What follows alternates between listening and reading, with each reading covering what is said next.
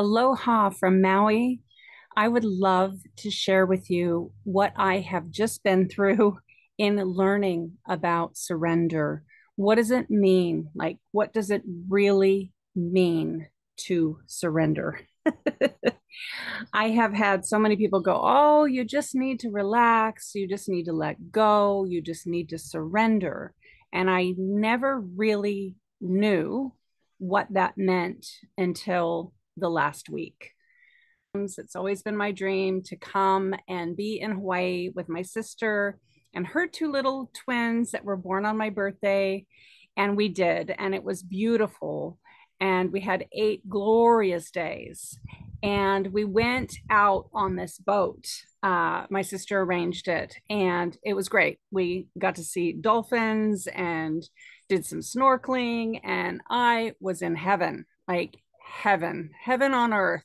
I was so happy. Here I am with my husband, my two boys, my sister that I love and adore, Katrina, and her two little girls that were born on my birthday, Nalani and Makana, and her husband, Damian. And we're just absolutely all of us having such a good time. Imagine it. We're on a boat, dolphins in the water. We're in Hawaii. Like it was amazing, right? Heaven on earth, life of my wildest dreams. All up into the point that I got so relaxed that, I had been taking pictures with my phone that a bump hit, and I went to go and give my little sweet Makana a hug, and the bump just went boom, and my phone just went boom into the ocean, and the boat was going quite fast, and it was just gone. I had my iPhone, my driver's license, my credit cards, like my life in this phone gone. And there was nothing I could do about it. And I'm holding, Makana's hand. And in that moment, it was like all of the happiness, all of the joy, all of the feeling of heaven just like sank for a moment in the OMG. My phone is gone. My credit cards are gone. My license is gone. And I observed my attachment and my belief around everything. My life is in this phone. My life is in these credit cards. My opportunity, my freedom is in my driver's license because I had planned this trip to come to Maui and see some friends, Melanie and Bella and Athena. And I'd rented a car, and, it was like independence, going to drive around, and realized, my life kind of flashed before my eyes. I was like, I'm not going to be able to rent the car. I'm not going to be able to pay for things. I'm not going to be able to use my phone to keep in contact with people. Like, but I'm holding the hand of this beautiful 5-year-old on this boat. And, you know, I'm a spiritual woman. So it's like mindset reset. It's going to be okay, but I could just feel everything like pulling me down, my emotions like quicksand of just like, whoa, oh my God. And I got to witness my attachment and how resilient I was in dealing with these emotions. And I, through the process, learned the art of surrender because there was literally nothing I could do about it. So if I was to start stressing about it and get upset, it was only going to create upset for people on the boat, for my sister, for my family, for her little girls. And so I did need to talk about it. I needed to process like what just happened. And luckily, I did with some of the beautiful, beautiful beings on the boat. And I was like, I created a bit of levity around it and a little bit of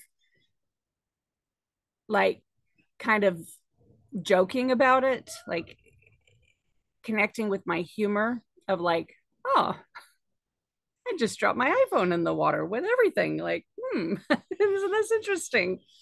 And being able to talk about it, acknowledge my feelings, like I did. I was like, oh, I'm actually, I said to my husband, I'm actually pretty upset about this. Like, I'm just trying my best. And he was amazing. Like, I really believe that the treasures are in the triggers, and the learning and the growth, this spirituality happens when things like this happen, like unexpected. you know, I never thought that I would drop my phone in the ocean. Like, I've always been very good with hanging on to it, and I had been taking photos, but it just like sometimes it just happens. And now, it's been a few days now. I know that it happened for a reason. Like, everything happens for a reason, even when we think, this is really uncomfortable. This is really challenging. And I tell you what, everything has worked out so beautifully. Not only have I really learned the art of surrender, of what that really means, and I'll tell you what it means. Being able to surrender is being able to accept what is. And not only accept what is, there's the acceptance which comes with it, peace, but also knowing that there's this bigger reason of why it's happened. And I wholeheartedly 100% believe that everything happens for a reason. So even dropping the phone into the ocean, because of all the connections and all the conversations I had after that, was a growth. It was amazing. I can't even tell you how incredible the whole journey has been. Now, yes, it was uncomfortable. Yes, I'm going to have to get all new credit cards, and I'm going to have to get a new driver's license, and I'm going to have to get a new phone and all that stuff when I get back to New Zealand. But what happened is my husband really stepped up. Thank goddess I had him to support me, and I got to really witness his love, his support, his, taking care of business, taking care of all the pieces, helping me out, calling Ubers for me. My sweetheart, my darling, he's really such a special man. And I'm feeling so much gratitude and love and cherishing him, and also my friends for their understanding, like being able to ask for the support that I need around it. And in a lot of ways, I'm looking at myself and laughing and going, well, this is first world problems, anyways. However, we can get so attached to our phone and to our credit cards. And, these things to me meant freedom, and these things meant power, and they meant that I had the freedom and the power to do the things I want, like rent the car, pay for things, travel, all these things. I mean, luckily, I did not throw my passport into the ocean. So I can still get home. So that I'm very, very grateful that that was in a separate location. I'm also going to do things differently with the next phone and not have a wallet that carries all my cards. Like, that was not a very smart choice, but I've learned a lot from that. But I met this lovely man at the coffee shop the next day, and we got to chatting, and I told him what I did, and he laughed, and he goes, well, hang on, you keep saying that your phone and your credit cards mean freedom to you. And I was like, yeah, I mean, they do, because then I can book a car, I can pay for things, I can go where I want. Like, he goes, yeah, he goes, I haven't had a phone or credit cards for years, and I feel very free because I don't have that attachment to them. So what if your phone and your driver's license and your credit cards don't actually mean freedom? Have you thought about how maybe that is not freedom? And I was like, wow, it's so true, because it's not freedom when you are on a boat with your family in heaven, blissed out, having an amazing time, going, I'm living the life of my wildest dreams. And then you drop your phone in, and then your heart sinks, and you're like, like, that's not freedom. And I was like, you're right. I was attached. You're right. And he goes, and you're still talking about it. So you're still not completely letting go. And I was like, wow, it's true. And he said, and we had a really beautiful philosophical, theological conversation about surrender, about letting go, about what freedom is and freedom's not. And I tell you what, I've been without my phone and my credit cards and my driver's license now for I think it's been about 5 days. And I'm actually feeling pretty free. I got my computer, right? And it's not like I'm completely disconnected or anything like that. But there has been a sense of freedom and lightness of not checking my phone. And it's really funny because I'm walking around and I'm sitting in restaurants and I'm, doing all these things. I'm on the plane, I'm getting off the plane, and I'd normally jump on my phone and check Facebook or Instagram or whatever, and I don't have that like ability now. And so instead, I'm connecting with people, I'm talking to people. And I didn't even realize just how chained to my social media and my phone that I was. And now I'm noticing everyone on their phones, and they're like couples sitting together eating dinner or whatever, lunch, and they're like on individually on their phones. And I'm like, wow, what's happened to the world? Like we've become so attached to our phones and our social media, and then I'm watching people take pictures of themselves and like not even I'm standing right there, they're not connecting with me, they're just on their phones.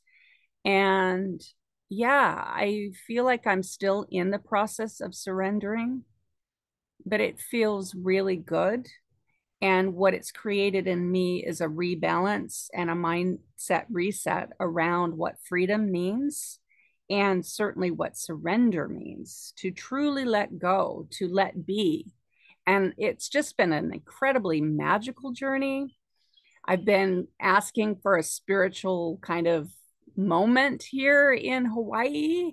And Hawaii has this way of kind of stripping away the ego, stripping away whatever needs to be burned away, so that you can rise back up. And I feel like this whole process and this journey has released a lot of my ego attachment and my needing to be plugged in to technology and to the social realm in that way, where now I'm noticing the birds and the trees and the wind and the flowers, and being more present with myself and more present with my husband and my kids.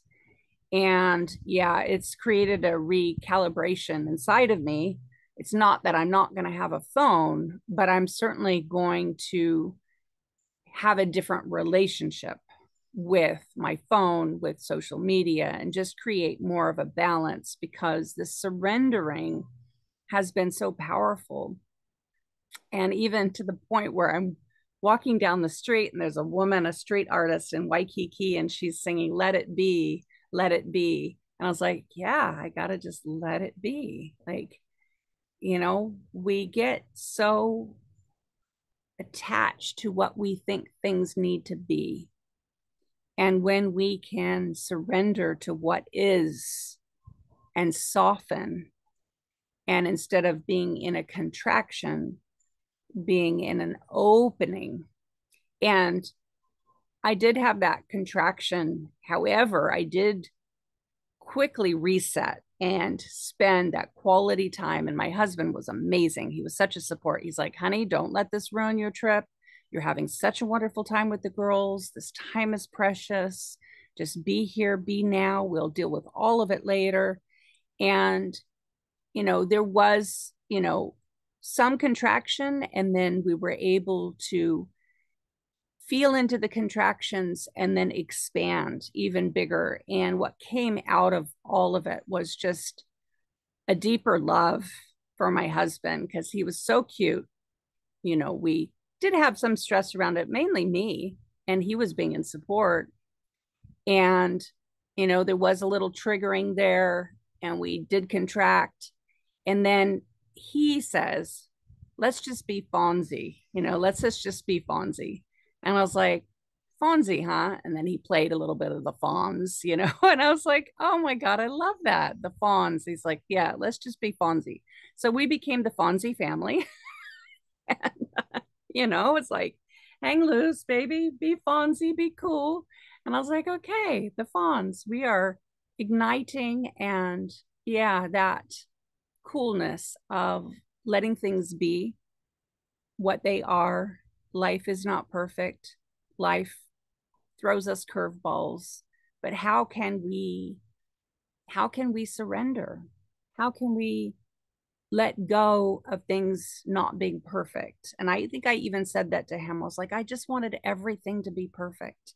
And he's like, that's not life, honey. Life throws you curveballs. Like, it's not always going to be perfect. It's not always going to be happy, happy, joy, joy. There are going to be times where it is intense and it is a contraction and it is hard. And this was just a small thing, but it, first world problems, but it really showed me that I want to invite more surrender into my life, into the way that I live, into the way that I think about things.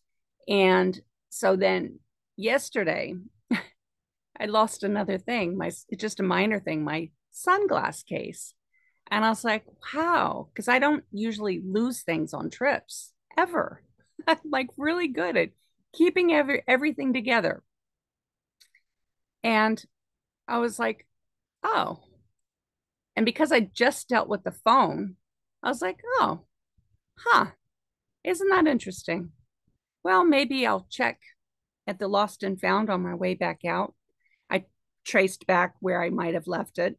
I think I left it in the rental car place because I had to let them know that I didn't have a driver's license and get that canceled. And so I was like, okay. And I sent them an email. I haven't heard back, but I don't have this kind of sinking of the heart or this attachment. And I mean, it's a small thing, but I do love my prescription glasses case, but because I just dealt with the kind of the grief and loss of the phone and my credit cards and everything, and I'm traveling outside of home too, so that makes it a bit more challenging. It was easier.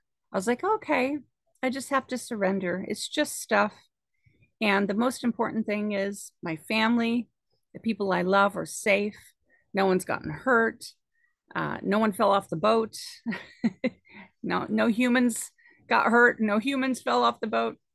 And to just be here in the moment, because we only have this moment. And if we dwell on the things that go wrong, then we ruin the next moment. We miss the presence of this gift of life, of this beauty of life. And I'm in Hawaii. I want to enjoy every single moment. But I wanted to just come on and share my experience with all of you because I mean, I hope it helps you in some level if you've lost someone or something.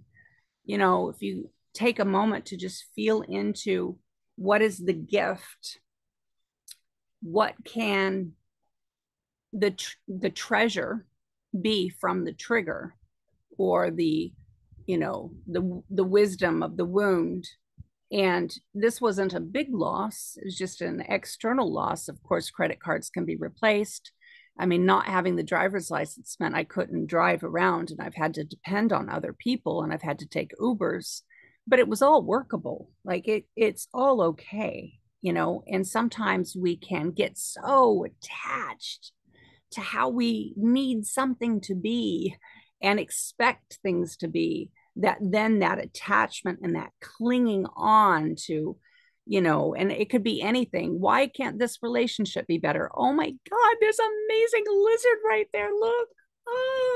Oh, he walked away. He bright green. Oh my God, bright green. Amazing. Oh, love Hawaii. Take a look at where I am. Oh, isn't it beautiful? So pretty. Oh, so happy. But yeah, if we get too attached, that we miss the moment. Like here I was talking about attachment, and then boom, a lizard. Oh, okay. And this is what shows me that I am in the present moment right now. I noticed the beautiful bright green lizard that gifted himself to us just now. And yeah, so I just wanted to come on. And if you're wrestling with attachment to something that didn't work out, something that didn't go the way you wanted it to go, know that that's perfect too. It is all perfect and it is all meant to be. And when we can find the pearl, the wisdom in the wound, in the triggers, and find that treasure, we can then cultivate the wisdom and the joy and the happiness. And that is actually true freedom. When we can surrender and let go of what we think things need to be, whatever that is. I mean, I'm talking about a cell phone and stuff, but relate it to whatever you've lost in your life, a relationship, a partner. Oh my goodness, three lizards just ran down the house. Amazing. And just, I invite you to find the treasure, find what you need to learn and cultivate within you, cultivate that resilience. And then the joy and the presence and the happiness, the peace and the freedom will start coming back. So I'm wishing you so much love, mahalo, and aloha from Hawaii. Mwah. Mwah. And be patient with the process. Sometimes it's a journey. Almost always it's a journey. Enjoy the journey.